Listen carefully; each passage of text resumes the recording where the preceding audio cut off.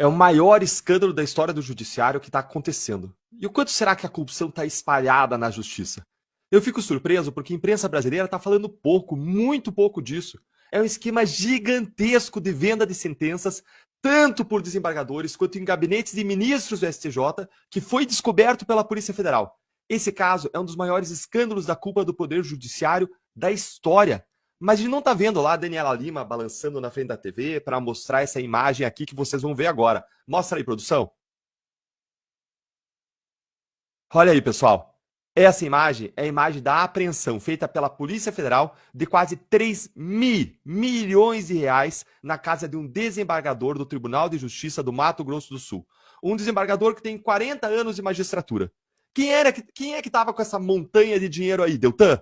Era o desembargador Júlio Roberto Siqueira Cardoso, que se aposentou nesse ano do TJMS, Tribunal de Justiça do Mato Grosso do Sul. Com certeza, essa grana toda, pessoal, ele conseguiu com muito trabalho, suor, né? Muito esforço nesses 40 anos de magistratura, não é mesmo? E aí, não sei por que ele guarda no colchão, afinal de contas, esse valor investido aí em qualquer banco que você invista 3 milhões, você consegue 1%, você ia conseguir 30 mil reais rendendo por mês. Ele tinha em casa só por alguma, sei lá, vontade de ter dinheiro em casa, embaixo do colchão. Mas por que ele foi preso? Fica aqui comigo que eu vou explicar para você e no final eu vou contar para você como que esse caso envolve não só desembargadores, mas também gabinetes de ministros do STJ de Brasília. Essa dinheirama toda que você viu, gente, foi apreendida pela polícia ontem na deflagração da Operação Última Ratio, que investiga um esquema de venda de sentenças judiciais. Tudo começou porque um advogado foi assassinado lá em Mato Grosso do Sul e na investigação desse homicídio a polícia extraiu do celular dele várias conversas, mensagens dele negociando sentenças. Para vocês terem ideia, tem mensagens de que esse advogado se gaba lá de antecipar decisões de ministros do STJ, já que ele recebia das assessorias dos ministros os rascunhos das decisões que ele oferecia e vendia para as partes dos processos. E em um caso, ele chega a comemorar que quando saiu a decisão, até a vírgula era igual ao rascunho que ele tinha recebido e oferecido para a parte. Nesse esquema, decisões judiciais de ministros do STJ eram negociados por valores que iam até 500 mil reais, talvez mais. Além da apreensão dos 3 milhões, o STJ, que autorizou a operação, mandou afastar 5 desembargadores do Tribunal de Justiça por 180 dias, inclusive o presidente do tribunal, para vocês terem uma ideia de até onde chega esse esquema. Gente, para um pouco agora e pensa aí. Isso está acontecendo, pelo menos, no Tribunal de Justiça de um Estado, Mato Grosso do Sul. Aí sabe o que aconteceu também lá no Tribunal de Justiça da Bahia, na Operação Faroeste. E a gente tem 27 unidades da federação, todas com seus tribunais de justiça estaduais. Será que essa corrupção desenfreada não acontece em todos esses tribunais? Será que são só esses dois que são as maçãs podres do cesto? É improvável, certo? Mas calma que fica pior. Tem um detalhe aqui que vai te deixar de queixo caído. Agora, adivinha como que esses desembargadores faziam para receber a propina desse esquema de venda das sentenças, segundo as investigações da Polícia Federal? Sabe como que o dinheiro era pago para disfarçar? Adivinha! Eles usavam escritórios de advocacia dos filhos, que atuavam como operadores dos pais no esquema. Isso foi quem mostrou foi uma matéria do jornal Metrópolis.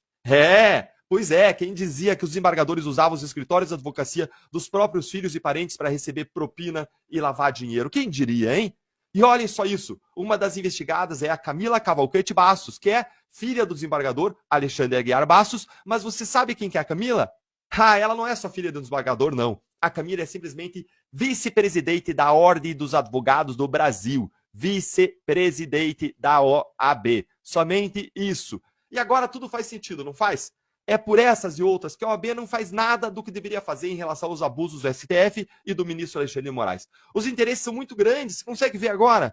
Isso dá uma ideia do quanto que a corrupção está espalhada no judiciário, no sistema de justiça. E eu quero encerrar essa parte do meu comentário dizendo o seguinte, vocês sabem quem mais é ministro que tem parente advogado? Gilmar Mendes, do Supremo, é casado com a Guilmar Mendes, advogada do escritório Sérgio Bermudes. Dias Toffoli é casado com a Roberta Rangel, que já foi advogada dos irmãos Batista e da JF, que Toffoli beneficiou suspendendo a multa de 10 bilhões do acordo de leniência. A Roberta Rangel e o seu escritório ainda foram contratados pelo humilde valor de 120 mil reais por mês para prestar assistência jurídica para a entidade que vai levar a internet 5G para escolas públicas. O ministro Alexandre de Moraes é casado com a advogada Viviane Barsi de Moraes. E o filho de Moraes, o Alexandre Barsi, é pivô da confusão do aeroporto de Roma e também é advogado. O ministro Cristiano Zanin é casado com a Valesca Martins, que também é advogada. E no ano passado, o Supremo decidiu que juízes podem sim julgar a ação em que a parte é defendida por escritório do parente. desde que não seja o próprio parente ou advogado da causa. Tá tudo em casa, não é mesmo? É claro que não dá para afirmar, sem provas, de que alguma dessas pessoas que eu mencionei está praticando corrupção.